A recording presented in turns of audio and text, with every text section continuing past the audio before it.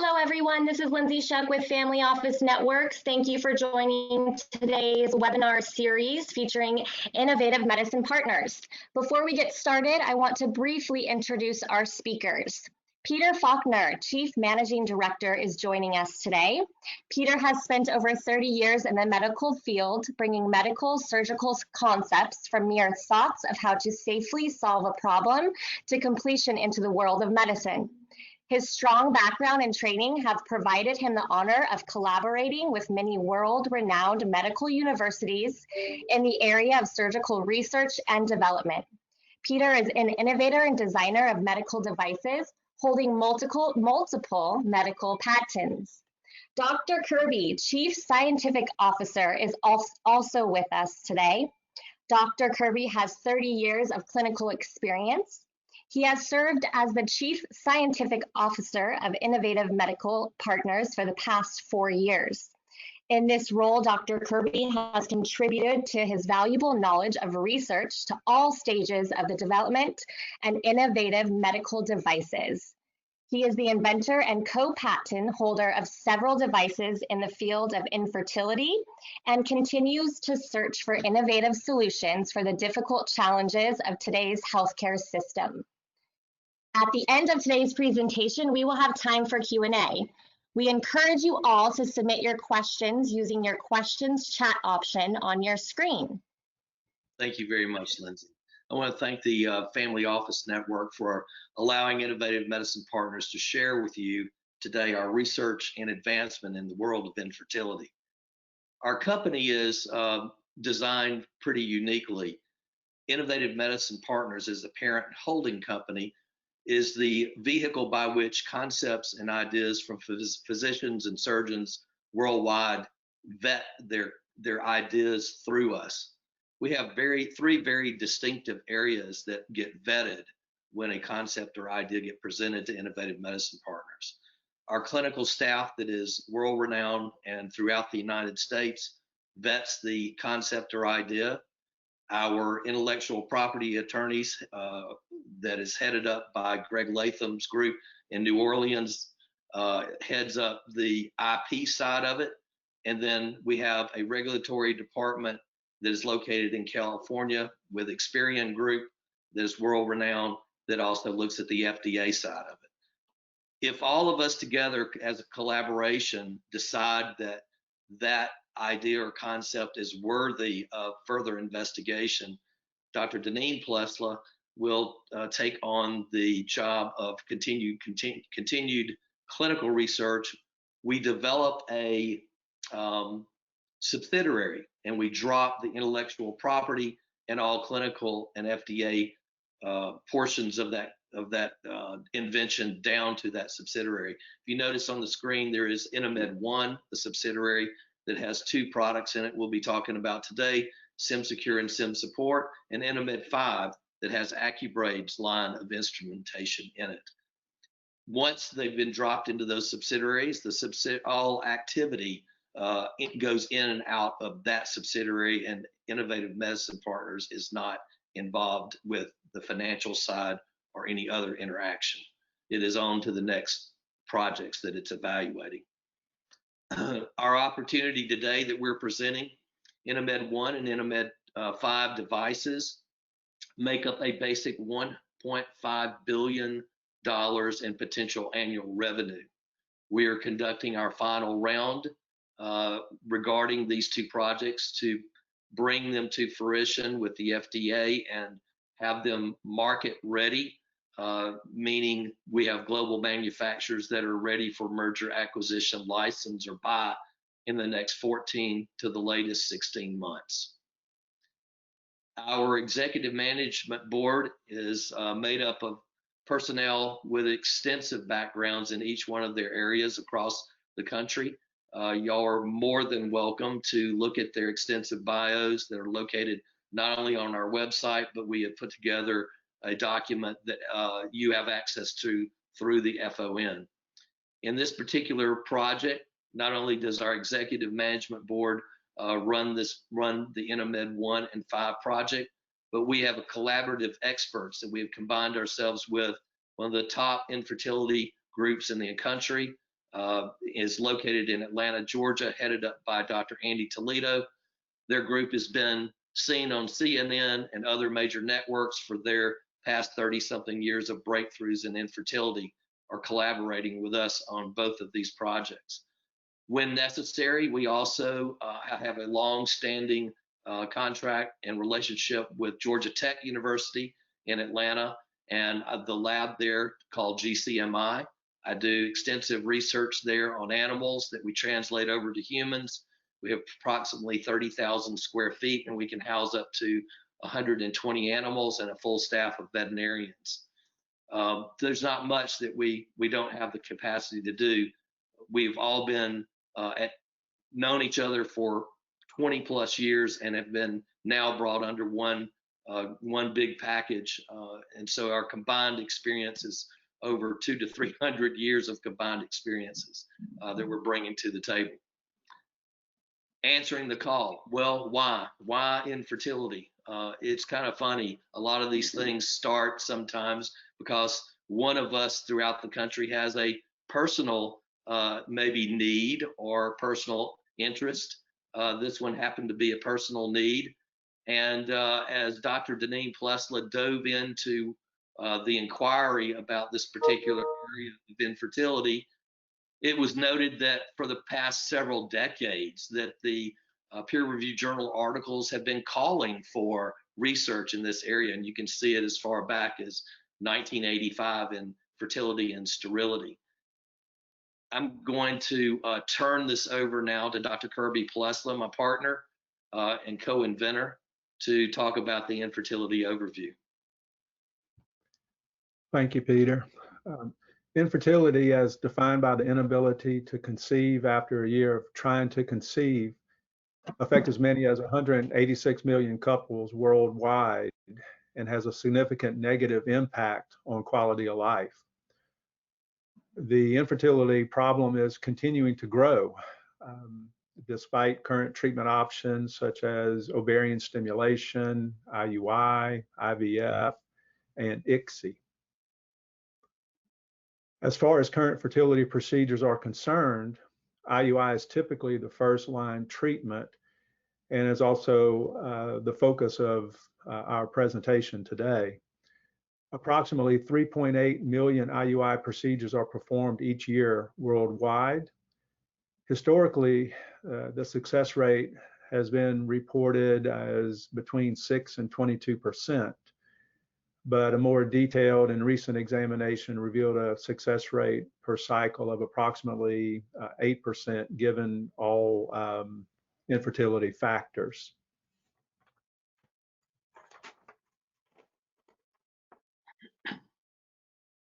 Next slide, Peter.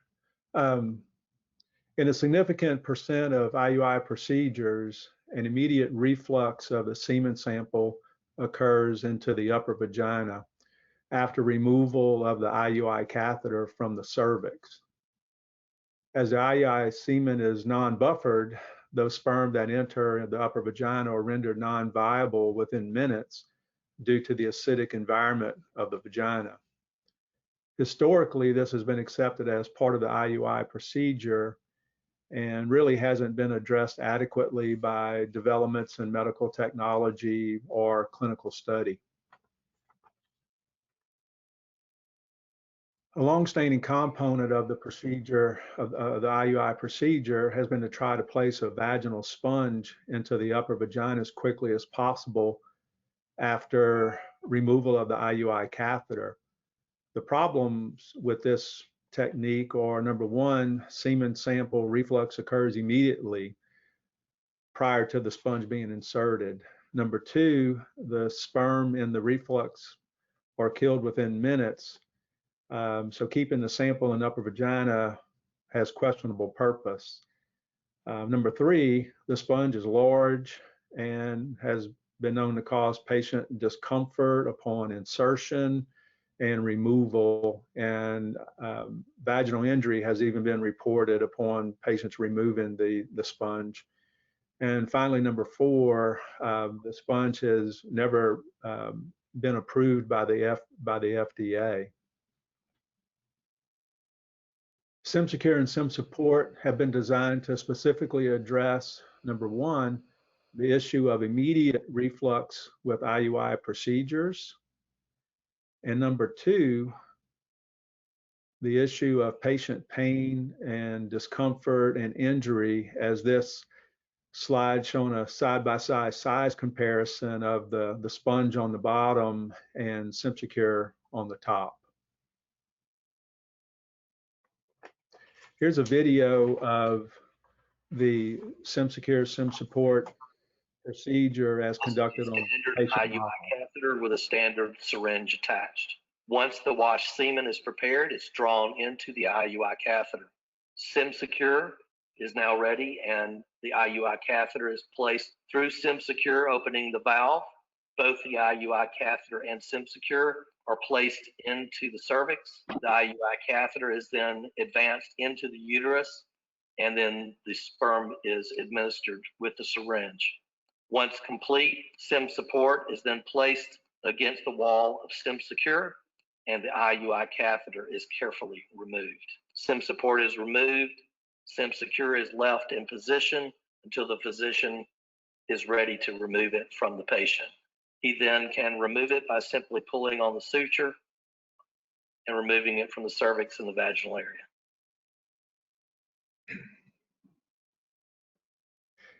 We did conduct a clinical proof of trial involving a small sample of 46 patients. Within that clinical trial, we did not notice any immediate perceivable gross reflux of the semen sample into the upper vagina, and we did not have any reports of patient pain issues or vaginal injury. This is a video of a patient who's undergone IUI procedures, both with the sponge and with SemSecure. My infertility experience goes back years. Since I was in my teens, I knew I was going to have issues. I was warned ahead of time. But when I got married, that's when it became personal. The extent of it was very challenging. We started off simple, just basic medications. But the way that it built up for us infertility-wise was for years. We went through a small amount of injections.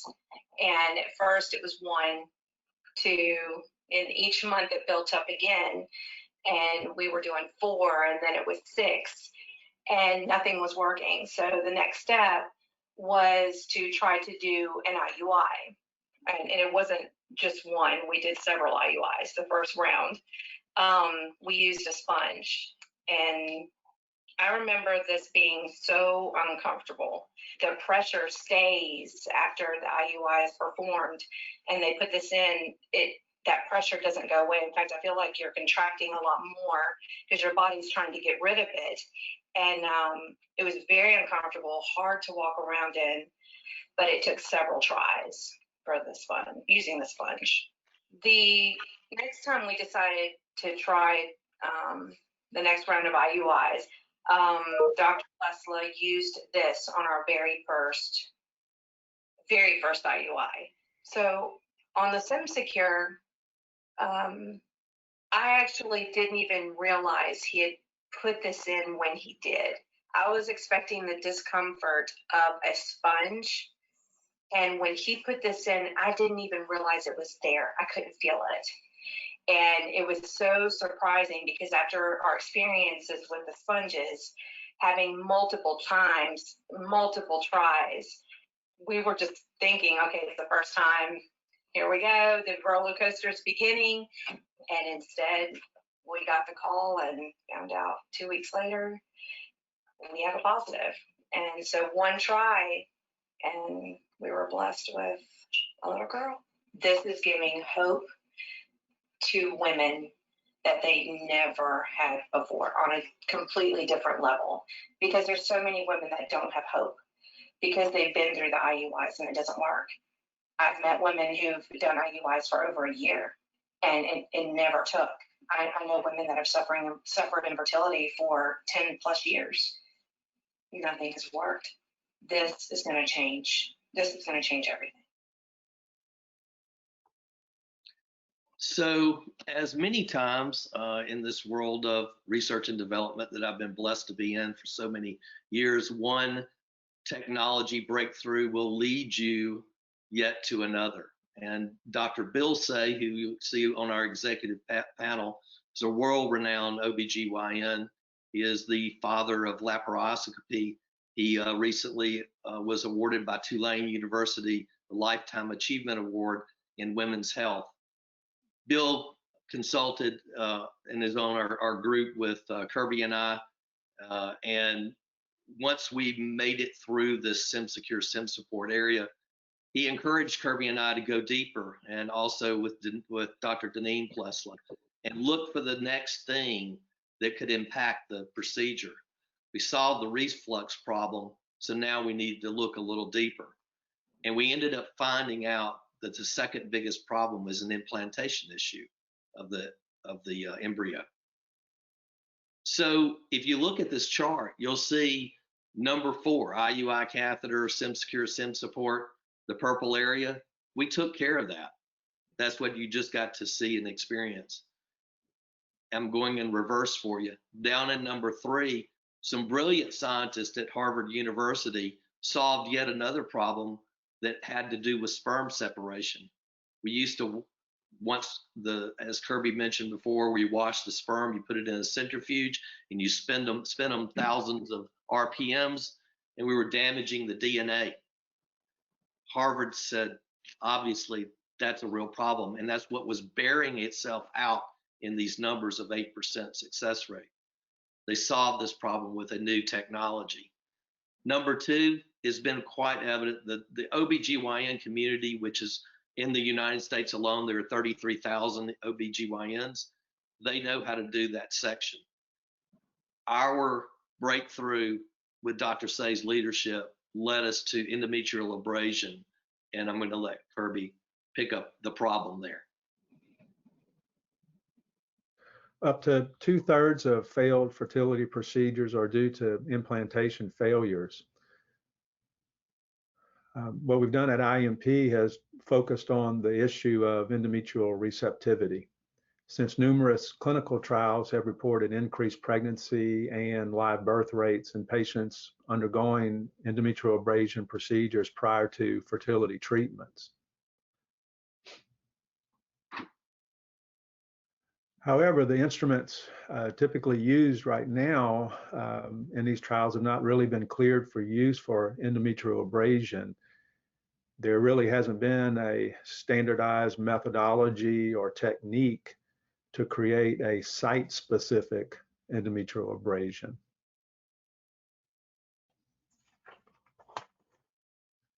The AccuBrade line of instruments have been designed to offer a variety of options to allow the procedure to be performed with or without visualization of the endometrial cavity. But most important, all of the AccuBrade instruments have been designed with patient safety and site-specific precision as the primary goals.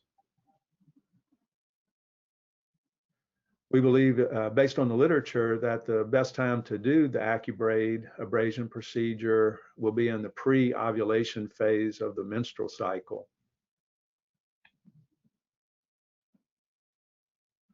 The complex cascade of events leading to successful embryo implantation has been studied extensively. Endometrial abrasion has been shown to stimulate this cascade of the process of leading the uterus to be receptive to embryo implantation.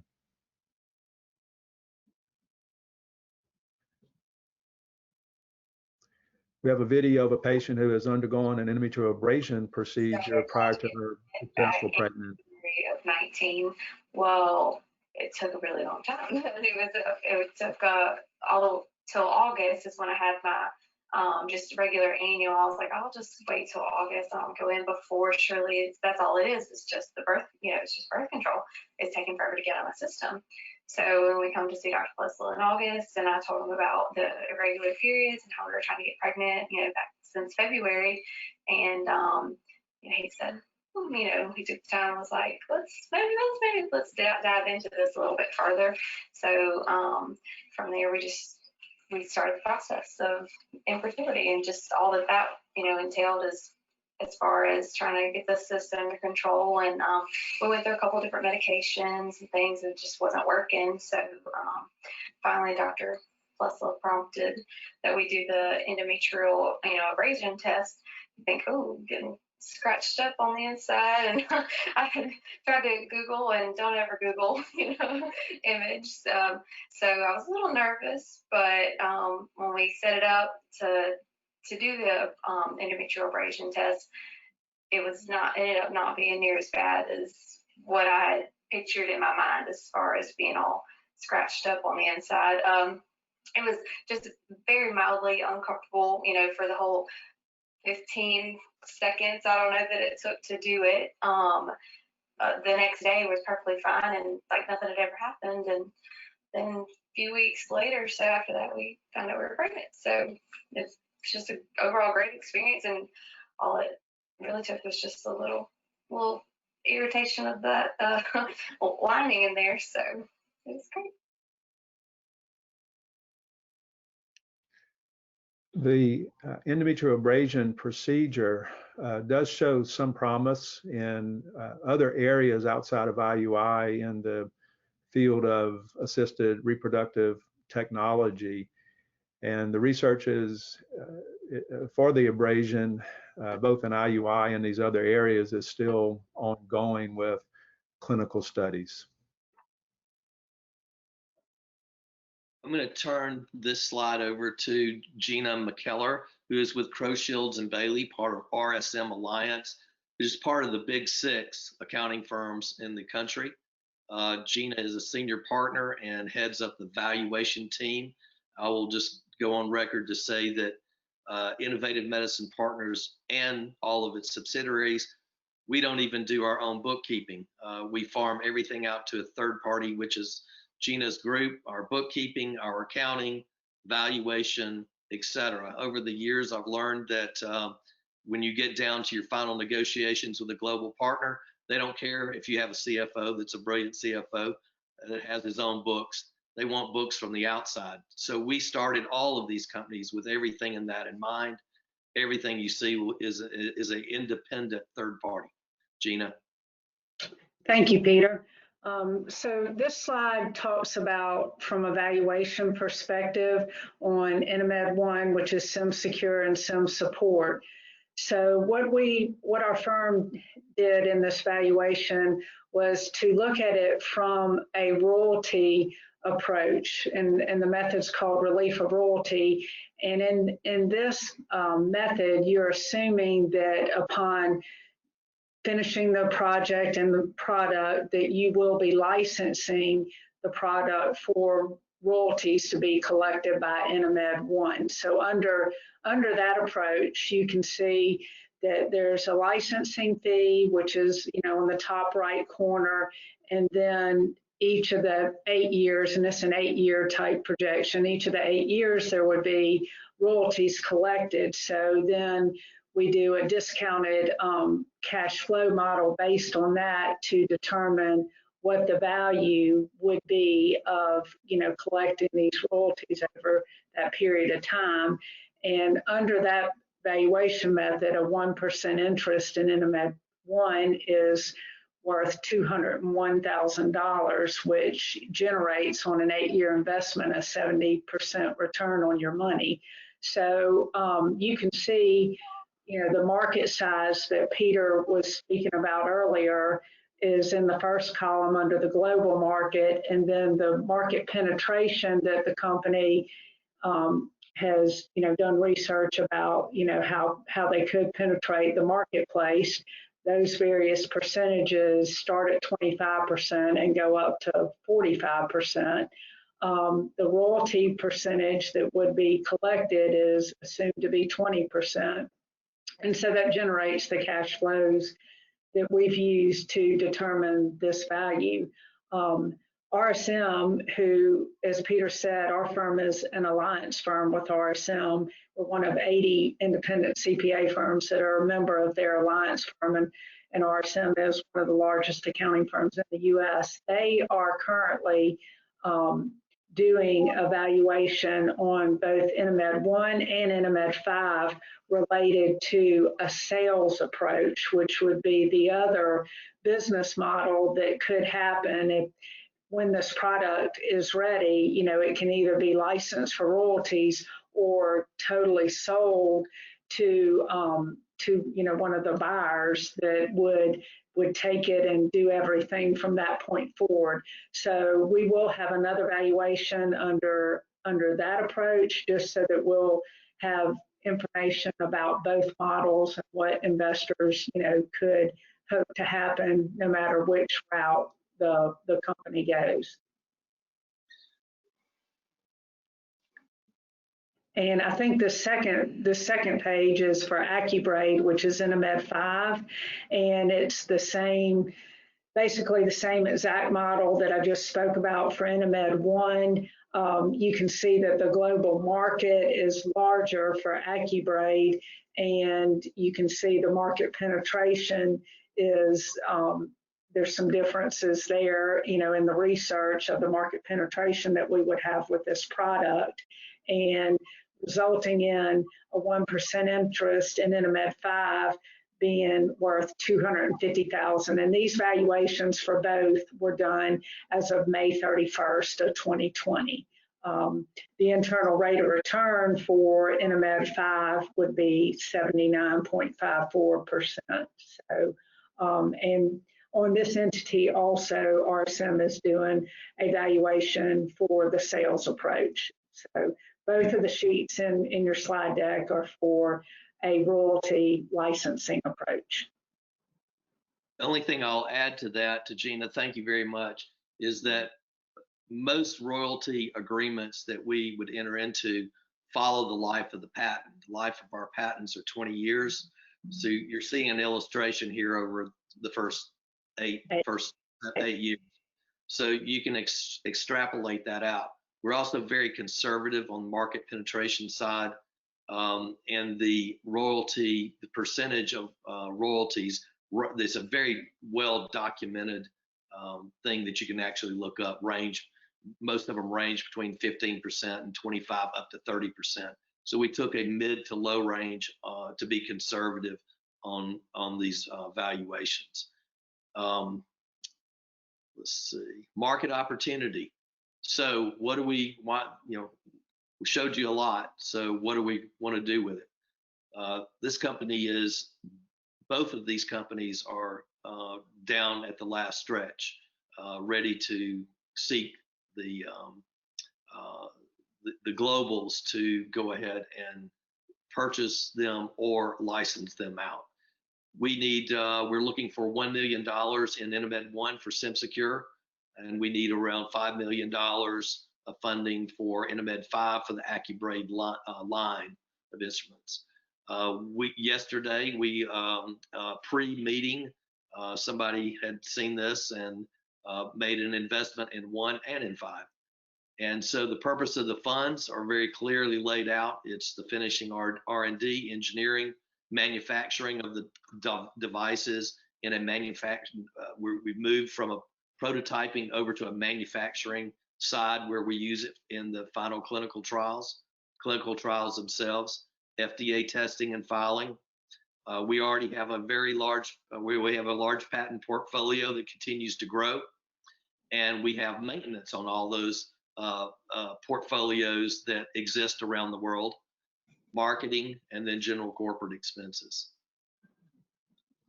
As you can see here, this is our journey. We didn't start yesterday. This started with Kirby and I on this particular project back in January of 16. We had a very successful Series A funding, around 2.1 million. And as you can see the chart go out, we have done a lot with a small amount of money. And now we're at the finish line with a very short timing of 14 to 16 month worst case scenario if funded properly to finish these two projects out. Companies of interest. IMP went out and hired or created a relationship with a strategic industry consultant. His name is Kevin O'Connor. Kevin is located in Colorado. He is a well-trained merger and acquisition guy. He worked for Boston Scientific in the merger and acquisition department for years. He went out on his own several years ago, and he does for a living is he takes corporations like ourselves that have taken a product down to fruition. He starts to talk about them at the right points in time, and he helps negotiate with the globals on either a purchase or a license agreement. The reason why we know that, we historically know that, because Dr. Say and I and others that are on our panel have been through this many, many times. Some of these companies are set up internally that they are a purchase only, like Boston Scientific. They love to write a big check and be done with it. There are others like Cook and Cooper that love a royalty stream. And we're not going to try to fight between them about, or move a royalty stream company over to a purchase or a purchase over to a royalty stream. These both have such a major paradigm shift in thinking, and with regard to infertility, there are multiple companies that will that have already come to the table and said, when you're ready, let's go. We understand where you are right now, and you take it to the end, we're ready to talk. So we're really excited about that part of it. I've had personal meetings with them at one of the top CEO meetings in California back last November with the 25 of the top CEOs of medical device companies across the world. Mike Billig, our regulatory guy, who unfortunately couldn't be on today, he's doing a major thing with the FDA today, is part of that panel, has been on it for 25 years and happens to be our chief regulatory officer that has introduced these groundbreaking concepts and ideas to a lot of these players. Greg Latham, the founder of Intellectual Property Attorneys in New Orleans, is on the line, and I'm going to let him walk you through just an overview of where we are on the patent portfolios. Everyone at FON has access to the complete patents and exactly where we are in great detail in that designated area that you can access all our information. Greg Latham, go ahead. Thanks, Peter. As the slide indicates, this first slide lays out the patent landscape for SemSecure and SemSupport. Going back to 2016, we have filed, and the company owns a series of PCT applications covering the SemSecure technology. The first application was filed in 2016, with a continuation filed shortly after in 2017 to cover an improvement in the technology. And then in 2019, a third PCT application was filed covering some additional improvements in the SemSecure structure. While those patent cooperation treaty applications are pending, in 2017, a U.S. design patent application was filed, and later the following year, the United States Patent and Trademark Office granted the company the 263 design patent covering the design of the SemSecure product. The first two PCT applications that were filed in 2016 and 2017 have moved into the national phase stage of the application process.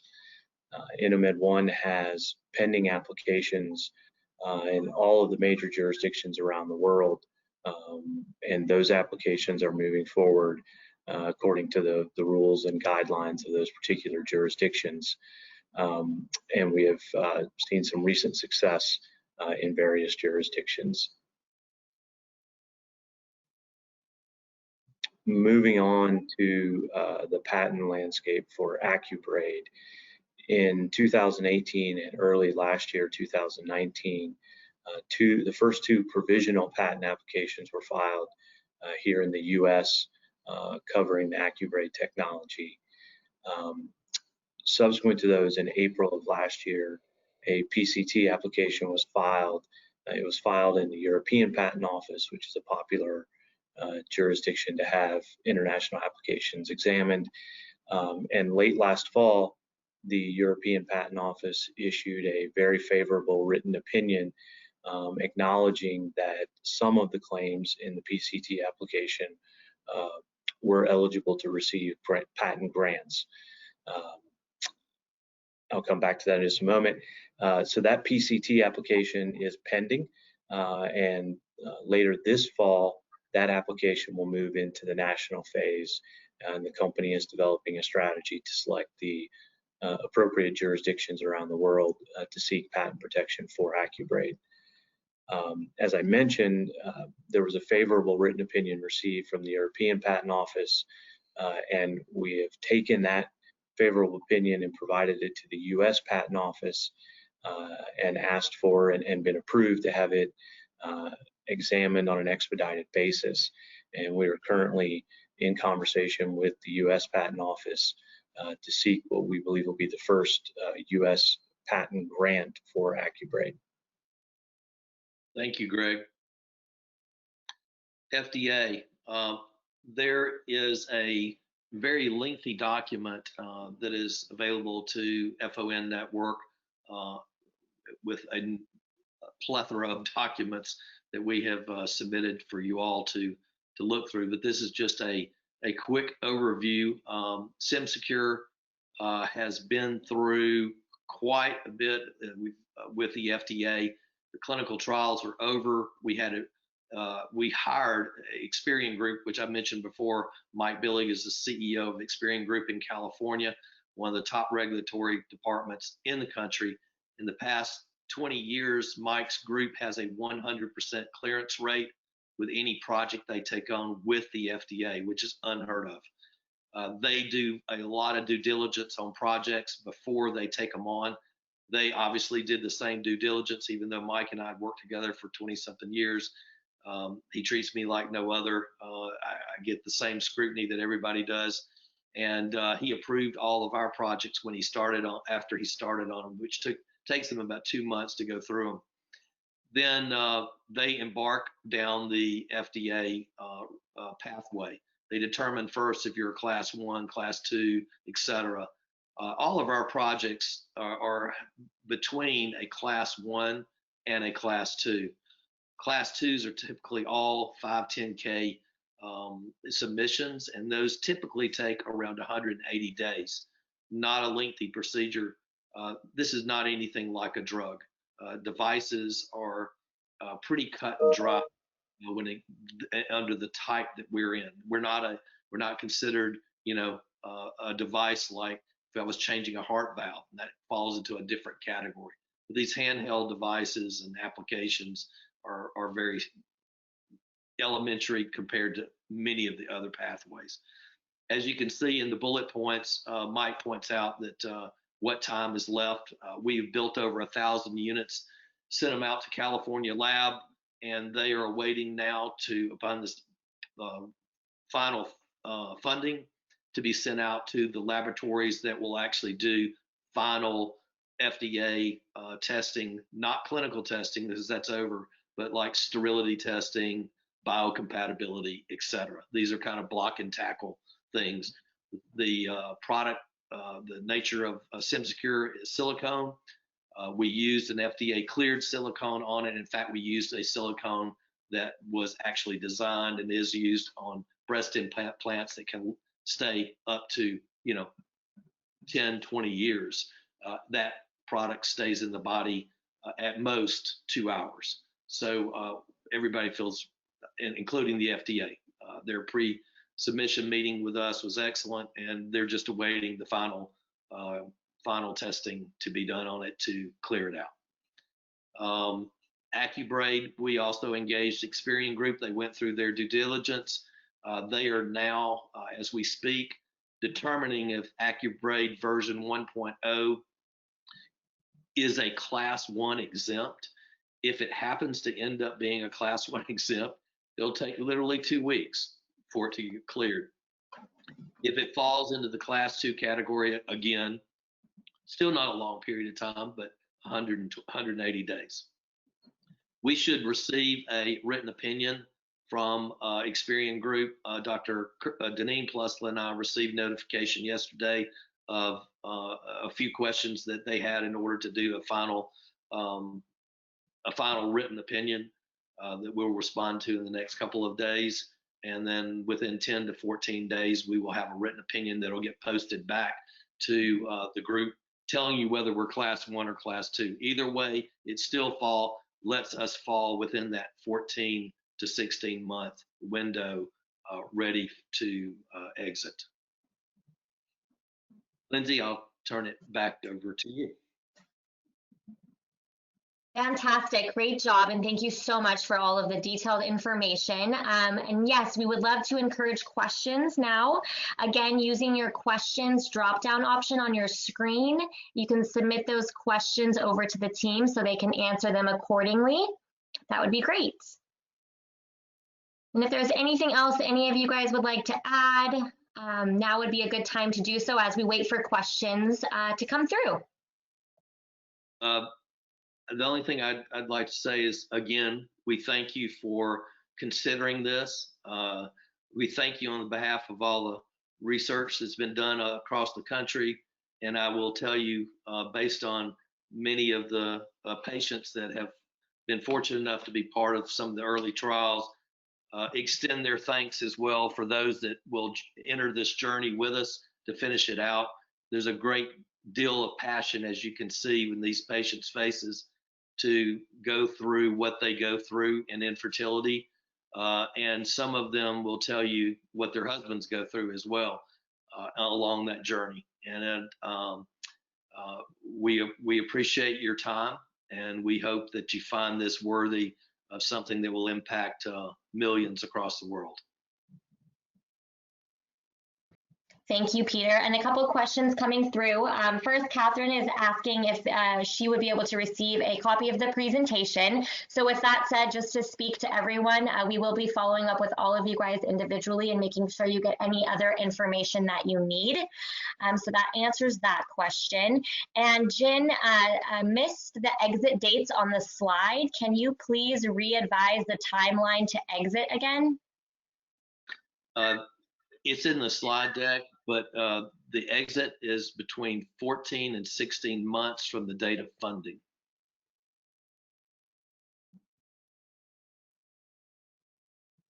And also, Jen is asking, what are your plans for CE mark? Mike Billig's team will also be handling that portion of it for overseas. They will line out in detail. As we've now got into these final phases with the FDA, they will embark on the CE as well. Thank you. And Matt White is asking, for the AccuBrade valuation, does it only include IUI procedures? If no, is there a second analyst for the valuation? Go ahead, Peter. Who's on the line? I believe that was Gina. I think Gina was maybe going to answer that question. Go ahead, Gina. Yeah, it only includes the IUI at this point in time. So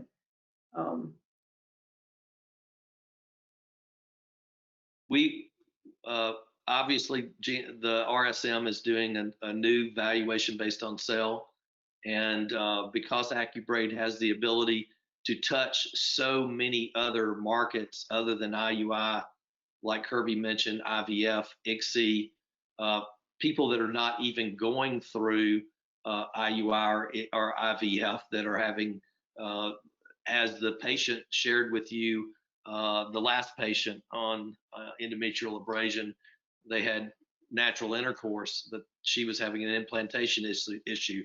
So that market is enormous. So we will be striving to update that, but as you can see, the numbers are pretty staggering.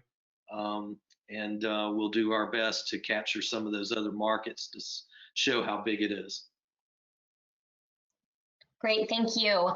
Ida has a question. She's asking how you decided on the licensing fees. Was there a special formula you used? it's a well-published range. Large global companies look at where you are in the process. Many of them, as even those that I met with back in November, will tell you, if you can't raise the money and you need us to come in and take over a part of that company, and we'll tell you what the lows and the highs of that are. So if you look it up, you will see. I mean, I have my own experience, and so does Mike Billig and many others on the panel, Dr. Bill Say, et cetera, 30-something years of this. But it's real clear in the literature that the range is between 15 and as high as 30%. So our mission and goal is to take it all the way to the limit, meaning we're going to take these through FDA clearance. They're going to be market ready. And so if a global doesn't have to do any of that previous work that we do, they pay a lot more for it. And they'll tell you that. They don't mind paying a premium if you've done the work. They line out for you very clearly what work has to be done. And we are following all those guidelines as we've followed them most of our entire career that we've been involved doing this. So it's a very regimented formula that they look for, and regimented things that you need to complete. It's not saying that they don't buy you early. We know Kevin O'Connor can attest to it and be happy for y'all to talk to him. He sold one last year that had not even made it through FDA clearance yet for $425 million to Boston Scientific, because they had a desire to buy early, and the scientist said, I'll sell out for $425 million, and then I'll become part of that team in order to finish out. Well, all the investors made a lot of money on that project. So, but these projects are not very expensive. We have other projects that are, cost 20, 30, 50, $70 million. These are toward the end, and we've been very judicious with the money and understand what to get done. These are not complex, and but they have a great return. It's a big market, big market. Hope I answered your question. Thank you. John Wu would like to know how far from commercialization. If funding, let's say what are we, August now? Funding happens by the end of August, 1st of September, then you're looking at yourself being, both companies being in position 14 to 16 months out from that date. Great, thank you. And that seems to be all the questions for now. We'll give a little more time to see if anyone else has any other questions they would like to send over. Again, I would like to let everyone know that we will be following up with all of you individually. So if there's any questions outside of this webinar, the Innovative Medicine Partners team would be more than happy to connect with you guys. And on behalf of Family Office Networks, we thank all of the attendees for joining us today. Thank you very much again. Thank you.